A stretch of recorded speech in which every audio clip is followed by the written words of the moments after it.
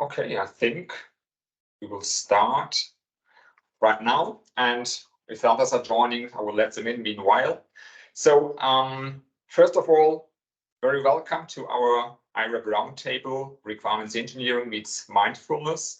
Welcome to all participants. I'm very happy that you're already here in the morning, afternoon, depends wherever you are, and very welcome from my side. Today, we are talking about this topic, requirements engineering and mindfulness. So maybe some of you just thought, maybe a strange combination, but I think it's not, because even if we are working in requirements engineering, mostly also in a kind of technical business environment, it's pretty important to be somehow mindful and to create an awareness of what we are doing. And last year, I met Kathy. She was talking at the BA Days in Ashbourne, and I was very impressed by her talk about mindfulness for business analysts. And so I just talked to her and just wanted to say, hey, maybe you can join us at our roundtables, in our discussion roundtables. And so I'm happy, Katie, having you here today, and also I'm happy to have Kim here. He is also working in requirements engineering since years, and I think he has also some background in psychology. So very interested in this talk today. So maybe I will directly start with you, Casey. Maybe a short introduction from yourself.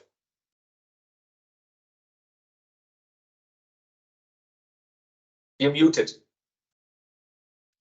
Sorry, I did have a mute because I had some background noise. I apologise, everybody. Isn't that the saying that we all do? You're muted.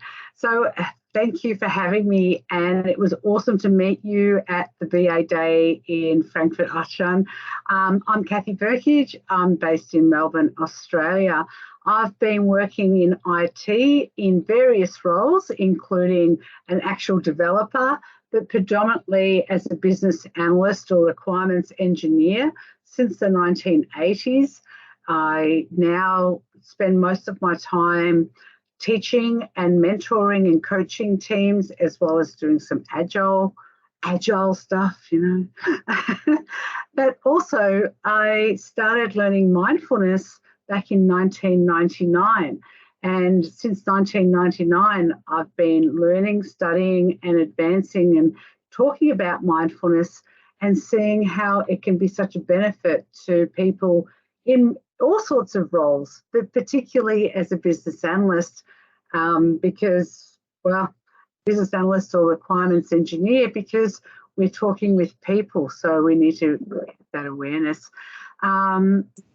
For some of my roles, I've been very technical, but certainly many of my roles, they all involve that personal people connection side. So my mindfulness practice has been one of my key tools that I've used throughout my career, and I'm really keen and excited that we can talk about it today here with this roundtable with Kim and yourself. Perfect. Thank you, Casey. Maybe handing over to Kim, just short introduction of yourself. Yeah, hey Stan, thanks for the nice introduction. My name is Kim Lauenroth. Typically, I'm here in these meetings as first chair of IREB, but today I can show another side of myself. I have 20 years background in requirements engineering, started at the university and then for more than 10 years in industry.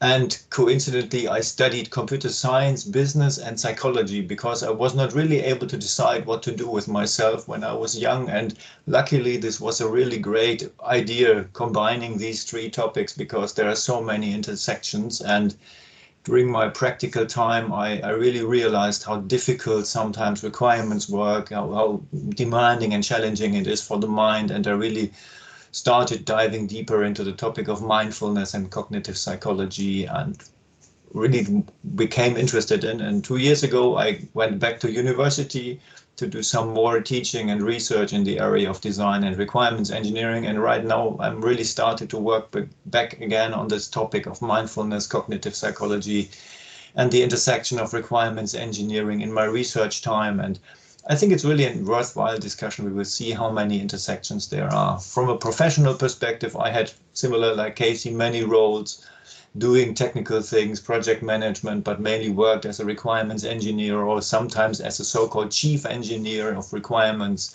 being responsible for large projects. And there, again, you have so many challenges related to working with people, etc. So I'm happy to see where the discussion will go today. Indeed.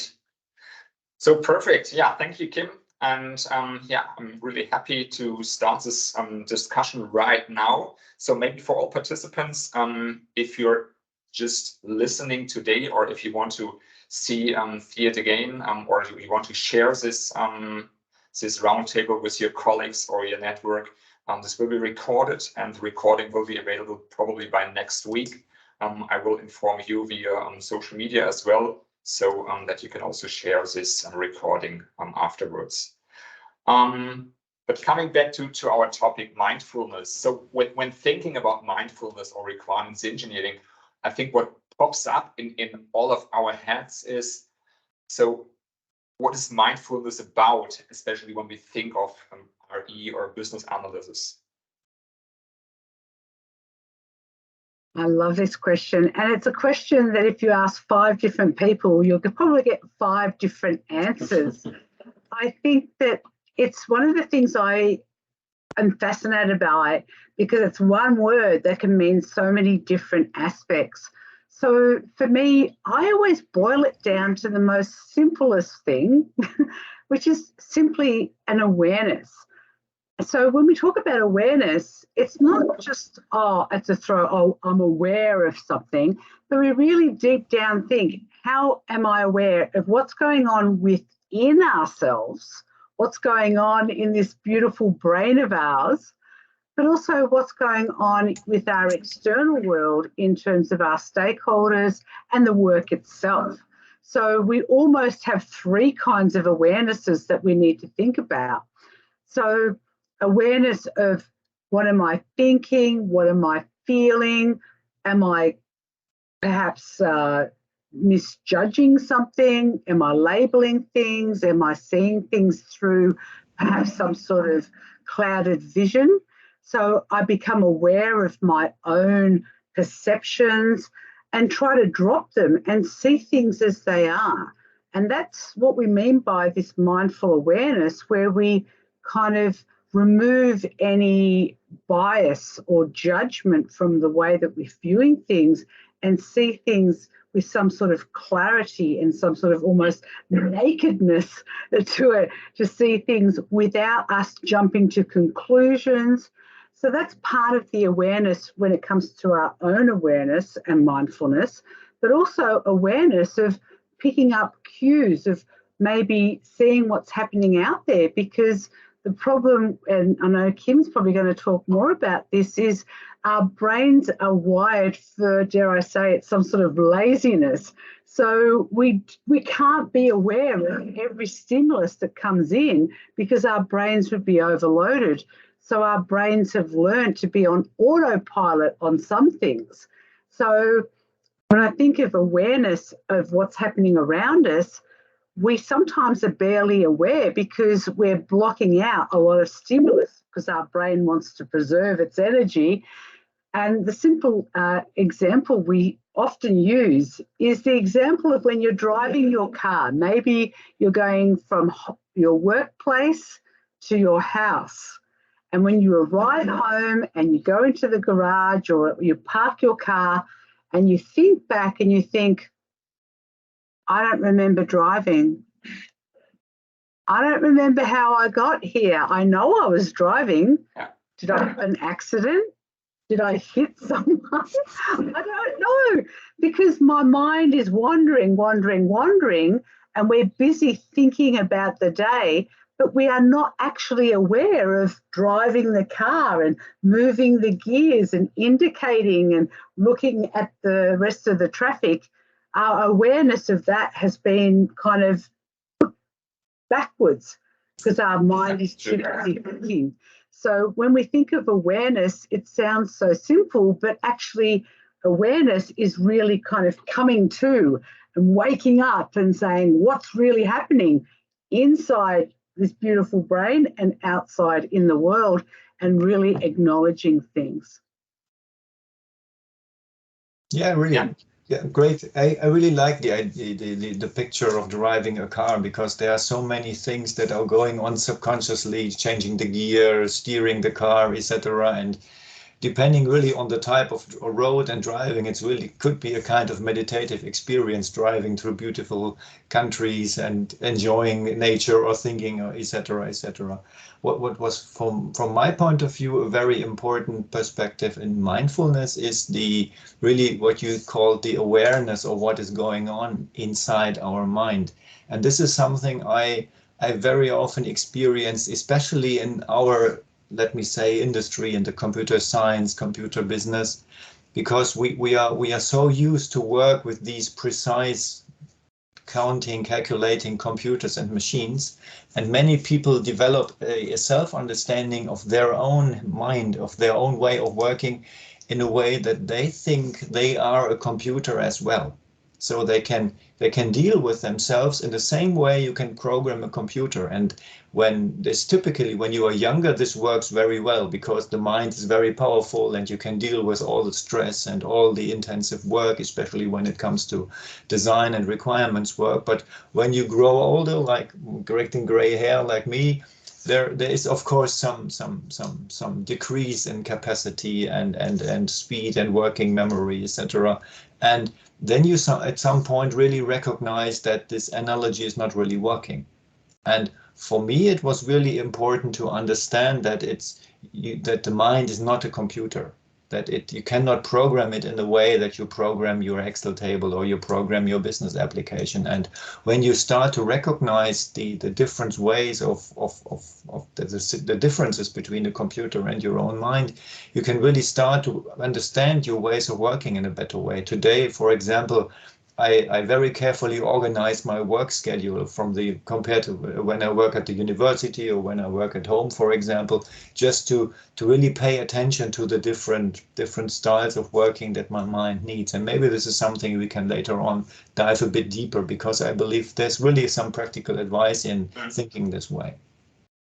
Yeah, this would be super interesting, because especially I think it's really important that we are somehow clear what is the next step that we are doing and what is really the goal that we want to reach, especially in RE, if you're talking with different stakeholders, having some elicitation sessions or whatever. I think here when we are quite aware what people really, what they are saying and what they are feeling in the end, I think it's so important at the end for coming out with the best product. Absolutely, and that's so true. Yeah, I mean, you referred to two important things. One is really the work with stakeholders, talking, communicating, and there's a lot of research going on there, not really in computer science, but in other areas of industries where it's more transparent, where you really see that people are interacting with people. For example, in nursing, people are taking care of people in hospitals, have a really intensive way of talking with people, interacting with parents or with families, and there you can really see that this is a very demanding task. And when it comes to requirements work, for example, interviewing stakeholders, doing workshops or making field studies, this is really a similar intensity in terms of cognitive load, in terms of stress. And this is, for example, a very good thing that I really did in my practical time. I really try to schedule, for example, interviews and workshops on separate days and giving me enough time to recover from the intensive experiences that we had, so that you were really able to understand the requirements, the ideas and the feedbacks. And really the other perspective, maybe Casey, you can add on this, is really training in mindfulness helps you to see when you are, let me say, full up with information, when it's really necessary to stop for workshop, to recognize when participant stakeholders have more or less enough. And when you see that these work, when you overdo it in this way, you very often lose your stakeholders from a psychological perspective and do not add additional value for the workshop, for example. Very true. And when we are workshopping or we're doing these activities, if we are not mindful, we might see things differently than what was meant to happen because we make assumptions. Good old assumptions, our favourite friends in requirements work, because it happens all the time. We're making assumptions all day, every day. And I think your point is when we are more mindful, we can identify, am I making an assumption about what I'm seeing, what I'm hearing, what they are saying, or am I seeing it purely? And we can also sort of get rid of those assumptions, dare I say it, and sort of see things clearly. But also the other side of the coin that you mentioned is we can recognize ourselves. Am I actually paying attention? Is my mind wandering? Am I thinking about the weekend or tonight when I have to pick up my son from soccer training? Or maybe there's something else happening in my out of work life that is drawing my attention. So instead of focusing on my stakeholder or the workshop or observing what's happening as I'm doing my requirements engineering work, I can understand that, hey, I'm not really present. I'm not really seeing things now because I'm halfway, oh yeah, it's over there, but really my mind is over here somewhere. So we can recognize that maybe something, our energy is not ready. Maybe we are too exhausted and we haven't got more capacity to focus. So we can identify that maybe it is best that we come back another day, or the alternate, depending on your mental energy, is recognize the focus has shifted and snap ourselves back and say, we're going to think about that later. We'll park that thought and we'll bring my mind back to what is here at hand so I can listen and be present with my stakeholder. I can observe what's happening and be clear about it without my mind over here where it should be over here. So a big part of mindfulness is understanding your attention is one of the greatest assets you own. You actually have complete control of where you direct your attention. It's a bit like if you have a torch or a flashlight and you enter into a black, dark room and you switch on the beam, and then you can direct the beam in the room to direct it to the left, to the right, up or down. Your attention is the same. You can direct it. Am I going to direct it to my stakeholder, or am I going to direct it to dinner plans? Yeah. It's up to me where I decide to direct it. So in requirements engineering, one of the biggest things we need to do is direct our attention so we are understanding what's happening with our stakeholders and users, and we can understand more completely what those requirements are and the problems and challenges that are happening. So when we go into figuring out and working with our team to solve that problem, we're understanding the full picture, not just the half picture because we weren't paying attention. True. I think it's super obvious on the one hand, but on the other, it's super difficult to really identify it by yourself. Do you have some ideas, some techniques that maybe can help people in a current situation to just focus or refocus yourself? Well, it's a discipline that no one else can make you do it. You know, your attention is your own. No one really knows what's happening in your mind. Isn't that reassuring? Can you imagine if everybody could see like thought bubbles, what was happening? Oh, the world would be a different place. So we need to recognize cues. And for me, when I think of mindfulness, it is that awareness of, is my attention where it needs to be? And unfortunately, our minds are a little bit, what's the word, lazy.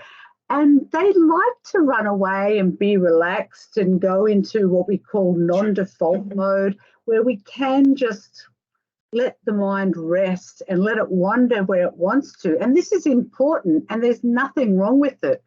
But what is the problem is I want to focus on my stakeholder, but my mind wants to relax over here. So mindfulness is perhaps looking at cues, whether you use some sort of prompt, which many people find helpful, of maybe each time I see the colour blue, I check in with myself. Some people use various actual physical devices on their hands, fingers, that force them to say, let's be aware.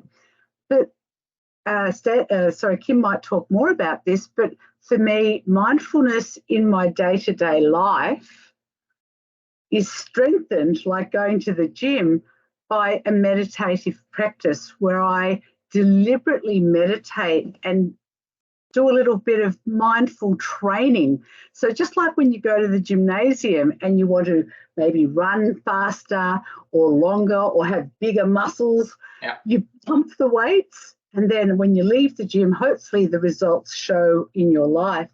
Meditation is a tool like that. When we meditate more, it strengthens our mindfulness muscle.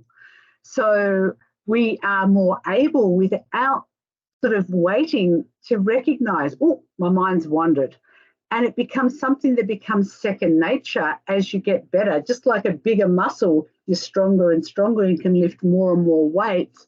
When your meditation practice helps your mindfulness muscle, so you recognize quicker and more readily when you're not being really aware and your mind has drifted off. Yeah, I really agree that the analogy of training your mind is really important and really great. And for what I typically try to suggest to people is that they first start to recognize that their attention is limited. This is a very, very important insight for many people, that they really see that their computing capacity is really limited. And there are very great ways to test this. What I typically very often recommend is there are many good smartphone apps that want you to teach math, small, simple tasks, adding numbers, multiplying, division, etc. And there are good apps where you can do this with time tracking. The machine, you really set a limit of, let me say, 10 minutes, and then really try to do the math work for 10 minutes and really be as fast as possible. This is a very demanding task for the mind, and after 10 minutes you really see that your muscle is getting tired, because it's really difficult to keep the attention on doing a lot of calculation work, especially when the numbers are growing. I mean, 3 times 4 is really easy, but 27 times 21 is of course a bit difficult. Maybe our participants may try this in their heads as well. And when you really experience that this is a muscle that you can train, I find it very important that people find their own way of training. I mean, you mentioned the most important term, meditation practice. But from my point of view, there are so many cultures, different styles, different ways of meditation practice. Some are, let me say, more in the Eastern world where you really focus on, for example, Zen or moving meditation. And others are, let me say, more Western, where you are really logical. For example, the many smartwatches today offer you, hey, take 5 minutes off for breathing. Yeah, this is something that modern smartphones typically say. And I often, when people start to want to learn more about mindfulness, I typically suggest that they should start with this simple practice, because at some point in time, the app suggests you, hey, take 5 minutes off, or even 3 minutes, and just breathe. And the interesting thing there is that the smartphone really, for it, my model uses a vibration alert to help me finding a proper flow of breath, breathing in, breathing out. And at the very beginning, I very often see that this is very strange for people, especially when they are not really used to this. But it's really important just to stick to this exercise for a while, just to see if it is working for you. And for me, the very, very interesting lesson from my meditation practice was that I learned my meditation practice at a certain school in a neighborhood city. And after 2 or 3 years, I recognized that it is not only the meditation practice that was important, but it was driving to the school. Even when I recognized that I started to drive to the school, I recognized that my mind became much calmer. How, nevertheless, which stressful situation I had before. Just recognizing this, that there is again the muscle, that you have this training, that your body understands you well. You can relax now and just calms down. And this is an important next level for me, for whatever meditation practice you want to join, that you really see that you have influence on your mind and that you can really understand and become, as you said, more mindful, better understand that your batteries are empty, or better understand that your mind is shifting away. And really, maybe you can add on this, Casey, but for me, it's really important that people find their practice. There is not this one, maybe not going to the yogi or not going to the Zen Buddhist or not going to wherever you want. Yeah, doing this. That's it.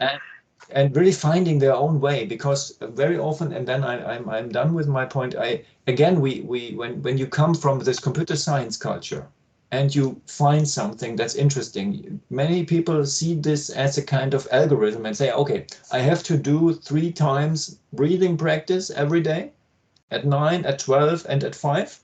And in 3 weeks from now, I will get more mindful. And this is typically not working, because the mind is not a machine. And it's really important to find your own practice and to really try different ways of meditating to find your way of understanding mindfulness. Yeah, I can't agree more. And I really love what you said, that the mind, because our minds are lazy, they like habits, they like routine. So when you're driving to your practice, your meditation class, your mind already triggers, I know I'm going to relax now. And it very quickly recognizes these patterns. But I think the important thing is I've only studied for about 20 years meditation, and I've been told reliably that there's at least 84,000 different ways to meditate. I know a few hundred, maybe, and I do vary my practice because there are so many. And what I love is that in this day today, when I look at 2023, we are seeing we don't need to be Eastern, Buddhist, Hindu, religious oriented. There's now scientific practice. It has nothing to do with it. It's actually exactly the same principles. It's just the topic that you're focusing on that can change. And there are walking meditations, breathing meditations, movement meditations. In fact, yoga, when we think of how many people do yoga is actually meditation on focusing on the movement of the body into those various poses and recognizing the feelings within body. So it's actually meant to be an awareness of how does it feel to be in these poses and feel these energies. So yoga, and when I think of my practice, again, to be transparent, I've learned meditation from a Buddhist point of view. I think of all the different yogas. There's not one yoga. There are thousands of yogas, and they are all meant to be meditative reflection in various forms of physical, sitting, or moving meditations. So finding one that suits you, there's not just one. If you try one, try another one that maybe is better for you, and try a variety of them. And you can be as small as even 3 seconds, just taking 3 seconds to take a breath in and be fully aware of that breath and out. That's a meditation, because you've deliberately focused on one thing and calmed your mind a little bit, perhaps. But of course, you can be crazy and do a 7-day meditation retreat like I sometimes do, where you pretty much spend 20 hours per day for 7 days, cross-legged, and your knees, again, just like you, Kim, my knees aren't as young as they used to be. So now I have to sit on a chair for these things. Yeah, sounds sporty. When looking back to requirements engineering and business analysis, do you think when you're more aware, when you're practicing some kind of meditation, does this help you in situations when having some, let's say, critical discussions with other participants in a meeting, or also another issue is most often every one of us has a kind of own bias, and that you're at least more aware of some topics like this, that you can handle critical situations. What do you think? Absolutely. So whilst meditation's not something, when you're engaging, meditation is a deliberate inwards looking, whereas when we're practicing mindfulness, I always think of, formal meditation is like that inwards deliberate kind of focus on what's happening within us, whereas mindfulness in our day-to-day life is more casual and more dynamic. So when we're doing requirements engineering, for me, the biggest aspect is recognizing if our attention has slipped, or if we're perhaps putting in our own views, our own opinions and our own bias. And it can actually make me feel about, well, dare I say it, this empathy that we might be showing, and really be able to hear things as they are from our stakeholders, put ourselves in their shoes, not just what we think it is, but realistically kind of have this connection. So while meditation isn't really something we're doing when we're doing requirements engineering, it enables that better connection, that deeper level of understanding. And dare I say it, we may actually find that what we think is the requirement on the surface, we may be able to use our curiosity and our open-mindedness to look further, because another big problem in requirements engineering can be we are closed-minded. We are locked into some sort of solution. We might think it's, we know it's that person. They've got the same problem as last time. So we close our mind down and we don't actually allow for all possibilities, which is what open-mindedness is. So one of the most critical skills that we need to cultivate is open-mindedness and curiosity, to really dig deeper. What are they not saying? What else might be here that we haven't uncovered yet, so we can find even more valuable solutions by cultivating that what else is here mentality, and opening our minds to, I think I know this, but maybe if I can look at it a different way, there might be something else that might create, maybe we haven't thought of before, or maybe our stakeholder isn't even aware of. Yeah, you mentioned an important point, sticking to a solution. And the other side of this idea is that you really encourage people to be open with different variations, different perspective on the requirements. And I very often see that people really hesitate not to decide. Because when you say, okay, we are now working, we are at the starting point of a new project. Maybe we want to develop an app for a company or something.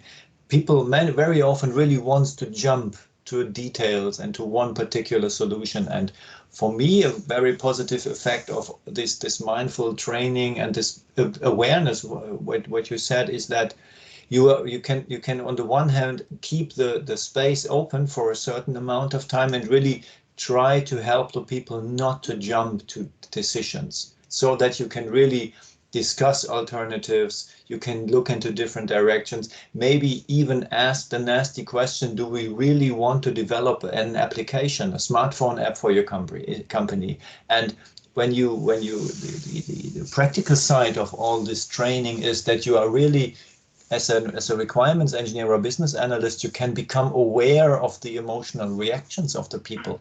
When you start the nasty question, yeah, for example, do we really need an app? I mean, we are here to develop an app, but is this really the way to go? And being able to moderate these situations, helping people to really be open and answer this question in an honest way. So it's really from a organization perspective, for being a moderator, being a consultant for our clients, this ability is really practical, that you can really recognize emotions. You mentioned empathy as an important aspect. So I perfectly agree what you say, and I think it really has a positive impact. And what I realized when I look back to my professional career is that I really learned to become, to be able to mirror the emotions of other people, especially when I guess everybody knows that workshops become very nasty, people asking evil questions. It's really stressful because, I mean, our projects are typically dealing with a lot of money. Yeah, IT projects are typically expensive, so people can become very emotional. And what I really recognized for me is that the more critical a situation becomes, and I recognize that it's becoming critical as a situation, the more calm my mind gets, because I know I need this ability to deal with all the stress. So in the same way you mentioned this driving, I mentioned the driving to the meditation school, it's also a kind of training where you really start certain processes and you really have to train them, to be honest, to become calm when somebody is becoming angry. And this is for me a really practical outcome of what I did in the last years, and being able to recognize this is maybe also a sign of mindfulness. I love that. And just one thing I wanted to add to that is, when we are more mindful, when we hear our stakeholders say something that may make us frustrated or angry, we can actually, I always think about it as the English mind the gap, because when we hear something, we can snap and trigger without mindfulness and just let it kind of be quite raw. Whereas mindfulness, I think, as you said, it becomes more calming. We can say, hang on a minute, let's just take a moment to process. It doesn't have to be minutes or hours. It's just a few seconds or nanoseconds, really, to hang on. Let's not just snap back, but actually calmly review what's being said and respond in a much more productive and wise way, rather than to inflame the situation when people are perhaps frustrated or venting their dissatisfaction about something. If we add fuel to the fire, then it becomes a mess. Whereas we can calmly, and I think that's really important, respond and say, I hear what you're saying, I'd like to learn more, rather than, I don't know, because it's so easy to do. We tend to snap things, whereas mindfulness gives us that pause to evaluate, review, assess, and then respond, rather than just react. Yeah, I think this goes also into the direction of the question. There's a question in the chat. Not sure if you've already seen it. If you can give some examples or practical examples you applied mindfulness, and that what was the result in this situation, especially when dealing with stakeholders and putting some, let's say, awareness on working with stakeholders. But this goes also in the direction what you already have mentioned. Do you have some other points to add?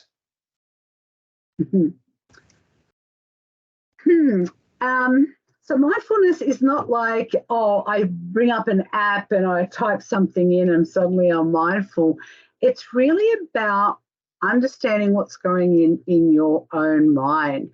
And I quite often, I don't know where I heard it from, but there's this kind of idea that you become disciplined to basically bring yourself to attention and say, hey, brain, what's going on up there?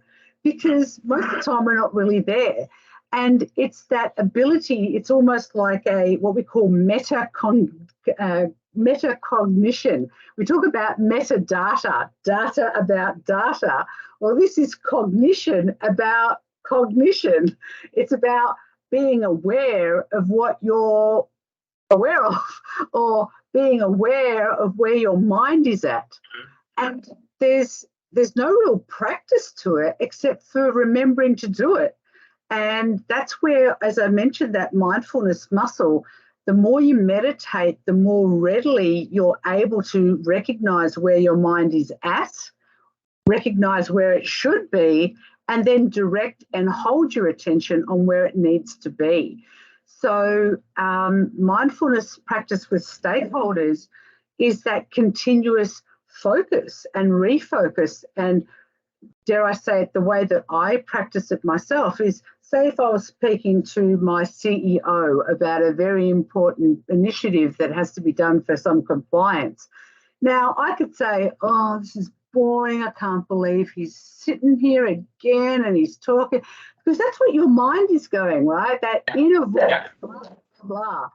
And mindfulness is the ability to say, excuse me, let's be quiet and listen and focus. And it's just a simple case of just recognizing and silencing that inner voice, but that takes that discipline, and that's where that mindfulness muscle needs more help, because if we don't do anything, our minds will happily run away with all sorts of discussion and opinions, and our inner voice rattles away, blah, blah, blah, blah, blah, blah, blah, blah, blah. And then we come to the end and say, I didn't listen to a word that he said. And then I'm going to say, I'm sorry, I missed that. Can you repeat? And they very quickly realize you weren't paying attention. Yeah. So when we talk with stakeholders, it's really that ability to recognize when our mind has wandered, and then to recognize quickly to bring it back to where it needs to be. And that's as simple as it is, but it's recognizing that it wanders because the mind likes to wander. That's the nature of the mind. Yeah, I mean, you made a very important point when it really comes to the direct interaction with stakeholders and the daily business. What I see as a very useful lesson from mindfulness, as you mentioned on the meta level, when we plan requirements work or design work with our stakeholders, I really try to be aware of their, let me say, mental capacities for our work. This is for me a very direct outcome, because when you do not take this into account, you simply create, let me say, you create big documents, big specifications, or a large bunch of user stories, and simply drop this to you on the stakeholders' desk and say, please review this by tomorrow. This is a very unmindful way of working. And all the other things that we learn, for example, from agile work, creating a constant flow, constant feedback loop, etc., really benefits from being mindful and understanding all these processes, because then you can better organize the way of working. Just the practical idea of agile, of creating small incremental bits for a solution or for requirements, is really positive from a mindfulness perspective, because then you create a really constant workload for your stakeholders, and being aware of when you overload your stakeholder team with too much work or even underload. This is also important. When you do not find the proper way of the proper amount of work so that they cannot see progress in your project, for me it really helped me to be more mindful, being able to understand what's going on, to support my stakeholders in project organization and delivering the right amount of work for their needs to be productive in a project. And this is maybe also a kind of meta perspective that is, I think, very helpful for our listeners today, that they really can focus on see the requirements work in a project, nevertheless, which way of working you prefer. See that your requirements work has an mental impact on your stakeholders, and that you are not only work with their, let me say, time capacity, but also as a requirements engineer, especially when you're in a management position, you also have to take into account the cognitive capacity, not the intelligence, by the way. It's nothing to do with IQ. It really has something to do with the capacity of people to work with their capacity, so that they can really contribute to a project. I love that. And I love the idea of agile and mindfulness. In fact, I've written some papers about the direct connection there, because by breaking down requirements, we don't overwhelm them with the whole system and every requirement. We can say, let's just focus on this thing. Don't worry about that stuff. We'll get to that. We'll get to that later in another sprint, but let's focus on the most important thing.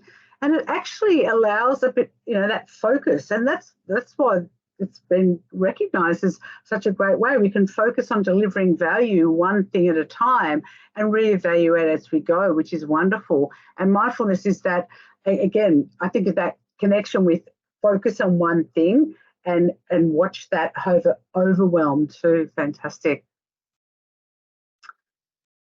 Yeah. Just looking at the chat. Yeah, there is another question about. Yes.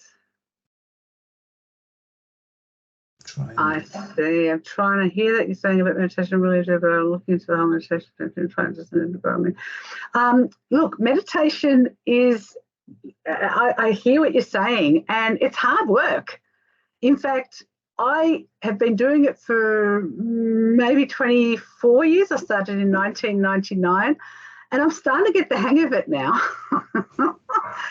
You'll have days that are great and days that are horrible. You'll go through periods of meditation that are working and periods that suddenly don't work anymore, and there's nothing changed. And you think, what's going on? Because every day we are kind of different people. I think to myself, am I the same person I was pre-COVID?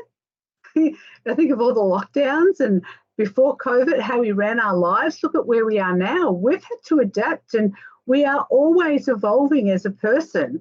So meditation practice is something you have to be a bit kind to yourself to say, well, you know, today's not working. Okay. But for me, there's so many different ways of meditating that you try one, and if it doesn't work for you, people tend to quit. I always implore people to explore different formats, maybe different apps. There's 1,000 different websites, and maybe there's actual communities of practice out there, whether it's with your local church group or just a meetup group or whatever. There are so many different types of meditation or mindfulness groups around there that try a few until you find one that works for you, because what might work for me may not work for Kim and may not work for Stan, and vice versa. We're all different, thankfully, we're all different. So there are so many different ways, and finding the method for you. Even something like one of the apps that I quite often recommend is called Insight Timer.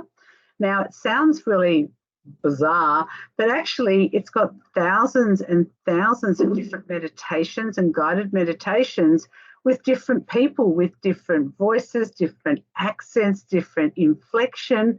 So sometimes you might listen to one and you can't stand that voice or can't stand that style. Well, that's great. Don't try it. Don't give that one up. Try another one. I've got now to the point that I actually can't stand guided meditation. But I used to rely on it heavily. But now I'm at the point where if I do somebody else's guided meditation, sometimes I'm like, yeah, but I want to meditate this way. So because of course I have to even let go of my own practice to try something out. But it is a practice. Perhaps something I really wanted to kind of point out in kind of closing, not that we're closing right this minute, but it is a practice and it's difficult. Imagine the first time you go to the gym and you're given 100 pounds to lift. You struggle and your arms want to fall off and it hurts. It's difficult. But as you practice, muscle gets stronger and it's not so difficult. And meditation is kind of like that. At the beginning, you just go, I must be crazy. My mind is nuts. The stuff that's going on is unbelievable. You know what? That's awesome, because you're kind of becoming aware of that's happening. Whether you try to meditate or not, that's what your mind's doing anyway. And the nature of mind is to think. So it's a great way to kind of become aware of how is our mind actually thinking, because it's happening. It's happening now, it's happening in last hour and next hour. So quite often it's a bit of a, I say a little bit of a, what's the word, a bit of a discovery. Wow, my mind is just, wow, some of the stuff that's going on up there. And it's kind of an interesting exercise to become aware of what's actually going on in our minds and actually examining how much of our thoughts. And there's a wonderful saying, don't believe everything that you think. You know, people say, don't believe everything that they say. Well, actually, don't believe everything that you are thinking, because our thinking is often quite clouded with all sorts of silly perceptions and stuff. So it's a great way to become aware of what we really are thinking. And meditation is probably the first chance to actually sit down and go, wow, what's happening in there? And then people find it quite shocking. Yeah, I perfectly agree with what you say. And you touched, for me, a very important point is that in the gym, you can really see every week that it's getting a pound more and you're getting really stronger. But being aware of the benefits of mindfulness is also a kind of mindfulness. And this is something I typically recommend to people that are, let me say, a bit unhappy with their success in this direction. Try to focus on one certain aspect that you believe is beneficial for you. For example, for me, you mentioned a good point, is the awareness. I recommend really people to say, train the meditation practice and focus in your work time on this awareness topic, and really try to take notes at the end of the day. For example, very simple exercise at the end of the workday, take a minute and try to identify how good were you at being aware in the moment, being aware with your stakeholders or with your team, etc., and really try to document this in a diary style. And then you can really see, you get some, let me say, data on your own behavior and can see if it's really improving. Because the tiny steps that you make when you start with, for example, meditation practice are not comparable to being able to lift more weight. It's much smaller, and really giving you the chance to see, okay, this week I was, let me say, my mind went away twice or three times an hour. But maybe 2 or 3 weeks later, I recognize maybe I become a bit more focused, or maybe I just recognized that I was not really aware of the situation. I was not present. And this is also a positive side of, you mentioned this perfectly. This is also a positive side of the mindfulness exercise, that you become aware of how much unaware you are. So, and when you go to this downside and see that you are really improving, you are, by the way, also training your mindfulness ability, because you are mindful on how you perform all over the day. So this may be also for our listeners a kind of exercise that you can really practice every day. Focus on one certain aspect, and awareness, from my point of view, is a perfect starting point. Yeah, really try to create a kind of diary where you document the moments where you are very aware with your stakeholders, or when you are recognized that you became unaware or your mind was moving in another direction, to train this meta perspective. I really like this. This is a good picture. Yeah. I love it. And that journaling is its own meditation. That, in fact, just spending some time to kind of shut down and just write out maybe what you've thought, what happened, observations for the day. That is almost a form of meditative contemplation in itself, and certainly one I recommend is a great starting point. Even if you don't want to sort of really do that, just journaling can make a massive difference to bringing that awareness in. So that's an awesome point, Kim. Yeah. Perfect. Yeah, I think this is also a nice takeaway, because we are coming now to the end of our session. So this hour is more or less over already. So if you have any additional questions, please use the chat to just place your questions. And from my perspective, mindfulness, and especially awareness for requirements engineers, business owners, is super important, because our mind is shifting away every now and then. It is in meetings with people, if we are having some observation for our elicitation. If we are documenting requirements, the mind is shifting away, forth and back. And I think being a bit more aware what is happening in our brains, and to refocus ourselves on a discussion, on your documentation practice, on whatever, I think this will help during your practical work in RE or business analysis. And this will then hopefully even make your work a bit more joyful or happy, because you are not stressed, you are more focused, and then you see the results at the end. So at least this is my understanding, what I got from the last hour. Is there anything you want to give with the participants? There's another question just coming. What are good periods according to science between awareness and rest? This is one of the master questions. Yeah. This is one of the master questions. I'm not aware of any good precise guidelines for this, but some researchers say it is depending on the topics. It is minutes. When you're really dealing with a stressful and demanding task, you can only have a certain amount of awareness for 5 or 6, 7 minutes, depending on the circumstances. And I really recommend doing this math exercise with some apps to really see that your mind is you are losing your capacity to be aware and calculating. And this is a good exercise to recognize that your mind is going away. So maybe this is helpful as a recommendation for this.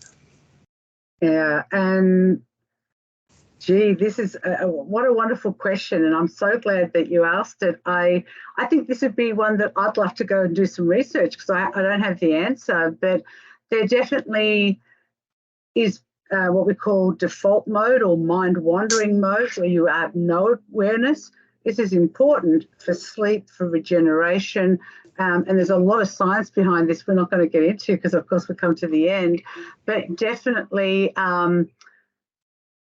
being aware in your day-to-day life, the brain has the capacity of doing that. It's not about resting, it's just awareness, but resting to just allow your mind to wander and relax is important. But yeah, I don't know, I suppose attention span and focus, it will increase as you become mindful, but is there a scientific balance? I'd love to, maybe this is a question I'm going to actually go and see if I can find anything on, because the science currently, the research shows that 47% of your day is in non-awareness.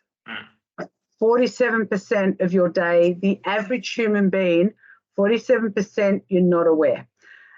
Awareness is focusing on a task and maybe writing that email. That's focus. Maybe it's not a mindfulness practice, but it's focusing on a task, whereas 47% is when you're staring out the window or watching the scenery go past on a train. But I just wanted to close by saying mindfulness doesn't happen overnight. It does take practice, and it's something that the more it can be as simple as a half a minute a day or 10 minutes a day, building up to more and more. There's no law to say you must do it for an hour. A couple of minutes a day, and if you can do more, great. And if you can do less on some days, it is a practice that does improve over time. And no matter whether you look at research or you listen to me or Kim or anyone else, doesn't matter. Try it for yourself. See if it improves your awareness and how you feel your own well-being and how you're connecting with people. So try it for yourself, and hopefully let us know how you find it. Yeah, I perfectly agree. I mean, it's very much like eating healthy. We already discussed this before. I mean, we are all aware that eating healthy improves our lives, and in the same way, thinking healthy really improves our lives as well. So take this advice, eat and think healthy. Perfect. I love that. That's the best. Nice closing word, Kim. So thank you, Casey, for this nice discussion and your nice insight. Thank you, Kim, for your nice insights as well. And I think this was a nice and especially something really special discussion or roundtable today, because it was far away from technical stuff. It's also saying about that RE is not only about documenting, about technical, about analysis, about conceptual things and so on. It's also about people, 80%. And that's what we need to keep in our mind, that we are dealing with people, that we're building solutions for people at the end. So this said, thank you very much for all the participants. Thank you very much for our panelists, Katie and Kim. And this version will be recorded, and hope to see you in one of our next roundtables. Bye-bye. Thank you. Bye-bye.